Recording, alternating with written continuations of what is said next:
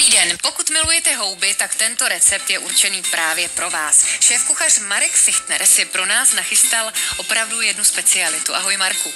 Ahoj, je to. A je to dokonce nejoblíbenější položka u nás v restauraci. A je to gulášovka z hlívy ústřičné a k tomu louhovaný breclík. No už teď, to zní samozřejmě fantasticky, tak se na to všichni moc těšíme. Potřebujeme hlívu ústřičnou a jako další houbu tady máme lišku. A můžeš s tou hlívou začít. Hlívu nekrájím, já ji trhám. No potom vypadá i pěkně, protože tahle houba nám nemění tvar. Tak a já tady začnu cibulí. Tu potřebujeme opravdu hodně dotmava orestovat. To bude trvat dobrých 10 až 15 minut. Do gulášové polévky patří hodně cibule, tak tady taky nešetříš. Tady mám 2 velké cibule pokrájené. Tak máme úplně dotmava tu cibuli, ale samozřejmě ne spálenou. A co česnek? Teď tě poprosím, jestli bys tam rozmáčkla 2, klidně 3 stroužky česneku. Já tam k tomu přidám nakrájenou bramboru, žádný malý kostičky, můžeme rovnou na takovýhle větší kostky, jako do gulášovky. Ono pravdou je, že kdybychom tam ten česnek dali dřív, tak on by nám zhořkl. Ano, proto ho dáváme až po restování. A hlívu už budu mít natrhanou, tak ji tam budeme dodávat k té bramboře, nebo až později? Zatím jenom natrhat tu hlívu, prosím. Teď k tomu přidám protlak. Je to hodně podobné klasickému hovězímu guláši, když nebo gulášové polévce. Dám papriku. No a ta hlíva je předpřipravená. A co ty lišky? Na ty lišky, zatím si těch hlívu sem do misky a nasykej si petrželku, protože budeme potřebovat na ty lišky. Takže my to budeme dělat zvlášť? Ano, ty lišky nepůjdou do té polévky.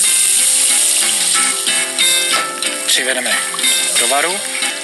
Jakmile se to začne vařit, přidám tu natrhanou hlívu a budeme provářet.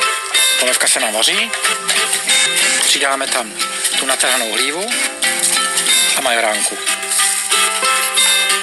Chceš to mít úplně najemno, tu petrželku? Ano, prosím. Namícháme a vaříme do měka brambory i hlívu. Mezitím si tady na vedlejší pánvi dám trochu másla a udělám si jížku, kterou potom, až to bude všechno měkký, zahustím polévku. Tak. Jenom trošku orestujeme takhle a dáme do polévky. A ještě tady mám citron, tak já ho rozkrojím na půl. Možná dříve by nikoho nenapadlo, že houby s citronem můžou být dobrá kombinace, ale myslím si, že to je naprosto nezbytné. Restovaný hříbky, okapaný citronovou šťávou, olivovým olejem, to je skvělá věc. Tak, mouka je orestovaná, můžeme vložit do polévky. Stačí jenom na chvilku, protože vlastně si bude ještě ta mouka provářet v té polévce. Tak, dáme do polévky. Můžeš přiklopit. Tak, dáme máslo na pánev. Prosím. Ty lišky, my je máme čerstvé, ale co kdybychom použili nějaké jiné?